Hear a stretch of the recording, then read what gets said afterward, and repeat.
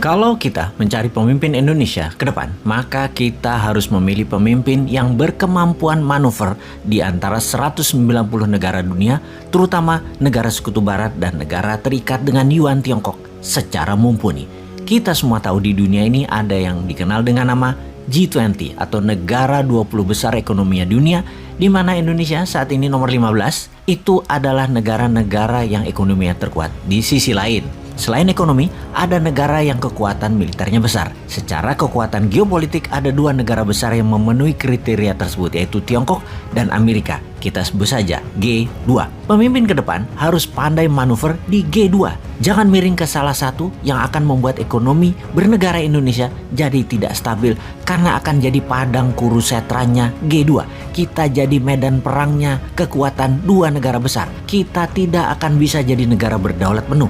Harus cantik aja memainkannya.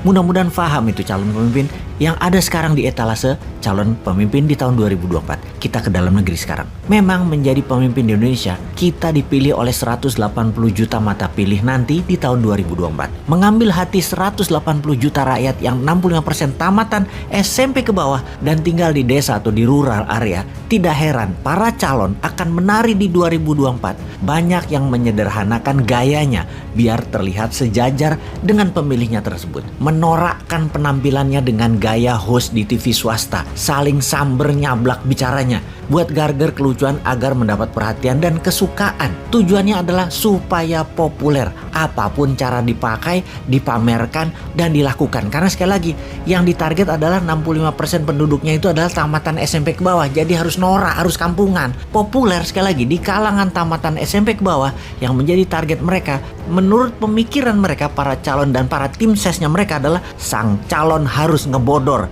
harus ngelawak dan sejenisnya, menjadikan dirinya seperti badut. Dan hebatnya, it works. Berhasil cara itu. Mereka jadi populer beneran. Urusan nanti tidak punya dana kampanye 9 triliun bukan masalah. Karena sudah populer, ya para oligar siap urun dana. Oligar pasti yang membiayai, walau nanti pas jabat 9 triliunnya harus dibalikin 10 kali lipat. Ora opo-opo, gampang itu. Akan dipermudah dengan kebijakan yang berpihak kepada para bohir atau para sponsor pemodal kemenangan untuk jadi presiden kemarin. Yang penting sekarang sohor dan jadi presiden. Wes ngonoto. Kita perjelas sekali lagi nih ya. Semua yang mau nyalonin jadi presiden, misinya satu, memenangkan hati rakyat agar populer. Ketika rating mereka naik, disinilah aslinya Indonesia Got Presiden atau ajang pencari pesohornya para oligar itu dilakukan. Apa benar-benar untuk rakyat mereka itu, para calon yang bekerja nantinya? Ya enggak lah, balikin modalnya dulu para oligar dan sponsor, termasuk memberi jabatan tim sesnya dulu, serta bagi kue kepada para politikus partai di posisi basah di pemerintahannya agar modalnya pada balik dulu. Intinya, 3 lingkaran utama pejabat tertinggi adalah oligar, sponsor, partai, dan politikus. Terakhir adalah tim ses.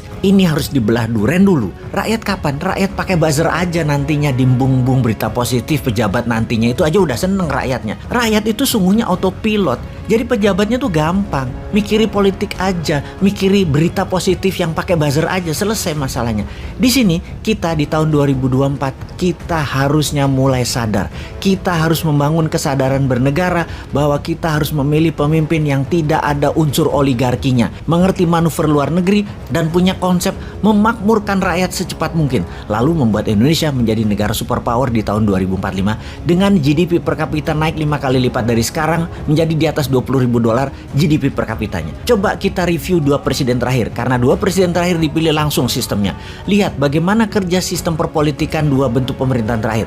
Sangat populis kebijakannya, bukan untuk benefit rakyat, tetapi hanya membuat etalase biar terlihat bekerja. GDP per kapita nggak naik selama 7 tahun, nggak kerasa buat rakyat. Di mantannya dulu, dia beruntung karena harga komoditi naik di tahun akhir jabatan dia di 2010-2013. Jadi terlihat menaikkan pendapatan, padahal dapatnya windfall, dapatnya durian runtuh. Jujur, bukan dari kebijakannya. Intinya ke depan harus berubah 180 derajat. Sayangnya para calon yang di etalase mengacu pada gaya 3 pemerintahan terakhir yang populerisme, pro investasi asing, termasuk FDI dan hutang negara karena APBN selalu minus. Jujur, heran deh di kalangan masyarakat hanya mengutak-atik 10 nama di etalase para calon 2024 tanpa satupun melihat kualifikasi mereka untuk punya konsep bernegara agar Indonesia menjadi negara superpower di 2045.